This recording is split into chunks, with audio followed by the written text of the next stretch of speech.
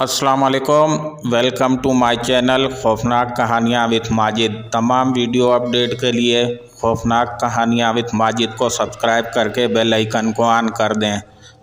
बढ़ते हैं आज की खौफनाक कहानी की तरफ। आज की खौफनाक कहानी मंगो पीर से एक खातून शेयर कर रही हैं। वो बताती हैं कि ये वाक़या तो मेरी पैदाइश से पहले का है, जिसे मैं आप सबसे शेयर करना चाहती हूँ, जिसे सुनकर आप भी खौफ की दुनिया के एक और वाक़े से लुत्फ़अंदोज़ होंगे। ये वाक़या हकीकत पर मबनी है जो कि मेरे अब्बू के साथ पेश आया। पहले का ज़माना था, इतनी डेवलपमेंट नहीं थी, कच्ची आबादी थी, तो अक्सर रात के अंधेरे में कुछ ऐसे वाक़यात होते रहते थे जिन्हें फरामोश करना नामुमकिन है। आज से कई साल पहले जब अब्बू की नई नई शादी हुई थी, उस वक्त अब्बू एक ठेकेदार के पास मजदूरी करते थे, जिसकी वजह से अक्सर रात में देर से घर वापस आया करते थे। स्टाफ से उतर कर घर आने के लिए काफ़ी पैदल चलना पड़ता था। पहले मैदान आता था, जिसे क्रॉस करके रोड के साथ गलियों का सिलसिला था। उन्हीं गलियों में से मैदान के एन सामने वाली गली में हमारा घर था। कहा जाता था कि उस मैदान में कुछ आसेबी चीज़ें हैं। आबादी से पहले वो मैदान झाड़ियों से आबाद था, और आबादी ना होने की वजह से लोग अपने मुर्दों की तदफीन उसी मैदान में किया करते थे। यूं यूं लोगों से वो इलाका आबाद होता गया तो हिस्बे ज़रूरत झाड़ियाँ साफ़ कर दी गईं, मगर वो मैदान फिर भी आसेब ज़दा रहा। उस इलाके के मकीनों के साथ बहुत से नाकाबिले फरामोश वाक़यात पेश आते रहे। ऐसा ही एक वाक़या मेरे अब्बू के साथ पेश आया। एक रात अब्बू को काम करते करते देर हो गई। तकरीबन उस वक्त 2:30 से 3 बजे का वक्त था। यानी पिछले पहर अब्बू रोज़ की तरह उस दिन भी स्टाफ पर उतरे और घर की जानिब तेज़ कदमों से बढ़ने लगे। और जैसे ही उन्होंने मैदान में कदम रखा तो उनको एक छोटे बच्चे के रोने की आवाज़ें आने लगीं। अब्बू काफ़ी घबरा गए कि इस वक्त एक छोटा सा बच्चा क्यों रो रहा है। कहीं इस बच्चे के साथ कुछ बुरा तो नहीं हुआ, कहीं कोई इसे छोड़कर तो नहीं चला गया। अब्बू अभी इसी सोच में थे और उनके कंधे पर एक टूल बॉक्स भी था।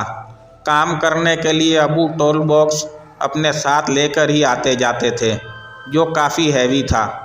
अब्बू ने आवाज़ का ताक़ुब किया तो क्या देखते हैं कि मैदान में एक छोटा सा बच्चा बुरी तरह से रो रहा है। वो बच्चा बहुत छोटा था, बहुत ही छोटा बच्चा इतनी रात में मैदान में अकेला कैसे हो सकता है। अब्बू अभी इसी ख्याल और शशोपंज में थे, लेकिन अब्बू समझ नहीं आ रहा था कि वो उस बच्चे को कैसे मदद करें। इतनी रात में उस बच्चे को अकेला रोता बिलखता छोड़कर कैसे जाएं। बहरहाल बहुत सोचने के बाद अब्बू ने फैसला किया कि उस बच्चे की मदद करनी चाहिए और सुबह होते ही बच्चे को उसके वालिदैन से मिलवा दिया जाए, यानी पुलिस की मदद से बच्चे की मदद की जाए। अब्बू उस बच्चे की जानिब बढ़े और जैसे ही अब्बू उस बच्चे को गोद में उठाने लगे तो क्या देखते हैं कि वो बच्चा आहिस्ता आहिस्ता बड़ा होता चला गया। अब्बू उसके बिल्कुल करीब खड़े थे। अब्बू के कंधे पर हैवी टूल बॉक्स भी था। अब्बू तो वहीं साख्त खड़े होकर उसे देखते रहे, वो अपनी जगह से हिल भी नहीं पा रहे थे। एक छोटा सा बच्चा अचानक इतना बड़ा कैसे होता जा रहा है, इतना बड़ा कि उसकी लंबाई का अंदाज़ा लगाना अब तो अब्बू के लिए नामुमकिन सा हो गया था। वो तो हद दर्जे बड़े से बड़ा होता जा रहा था। अब्बू की सांस हल्क में अटक चुकी थी, जिस्म इंतहाई भारी हो चुका था। ठंडी हवाओं के बावजूद पसीने से शराबूर हो चुके थे। चीखना भी चाहा तो हल्क से आवाज़ नहीं निकल रही थी। किसी को मदद के लिए पुकारना चाहते थे, जैसे आवाज़ ने साथ देने से मुकम्मल तौर पर इनकार कर दिया हो। खौफ के मारे कदम ज़मीन पर जम गए थे। भागने का सोचते रहे मगर कदमों ने साथ ना दिया। आयतल कुर्सी पढ़ना चाहिए मगर अल्फाज तो ज़ुबान से अदा ना होने की कसम खाए बैठे थे। अब्बू अजीब हालत में थे। वो जो कुछ देर पहले एक छोटा सा बच्चा था, अब नाकाबिले हद तक लंबा इंसान था। इंसान कहना ही गलत है, वो तो कुछ और ही हवाई वजूद था। जैसे ही वो अब्बू की जानिब झुका तो अब्बू ने अपनी तमाम तर हिम्मत को यकजा किया और कंधे से टूल बॉक्स मैदान में फेंका और भागना शुरू कर दिया। तेज भागते भागते उन्होंने बड़ी हिम्मत से मैदान क्रॉस किया और गिरते पड़ते गली में दाखिल हुए। और फिर कुछ हल्क ने आवाज़ साथ दिया तो अब्बू ने ज़ोर ज़ोर से चीखना शुरू कर दिया। तो गली के कुछ आदमी अब्बू के चीखने पर अपने अपने घरों से बाहर निकले और वो लंबा और हद दर्जा वसी वजूद अब अब्बू के पीछे पीछे आ रहा था।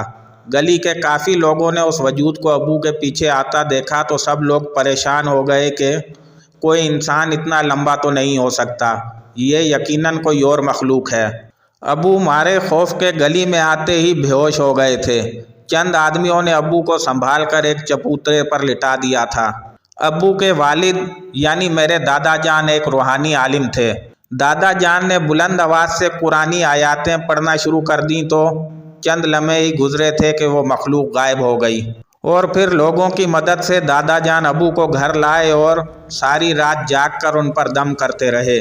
उस वाक़ये की वजह से अब्बू बुखार में कई दिन तपते रहे।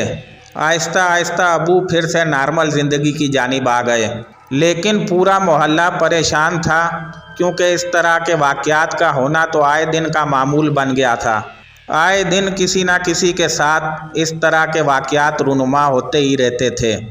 मोहल्ले के कुछ लोगों ने दादा जान से बात की तो दादा जान ने मोहल्ले और मैदान के दरमियान कुरानी आयात से हसार कर दिया और बेजा ज़रूरत रात के वक्त घर से निकलने के लिए मना कर दिया।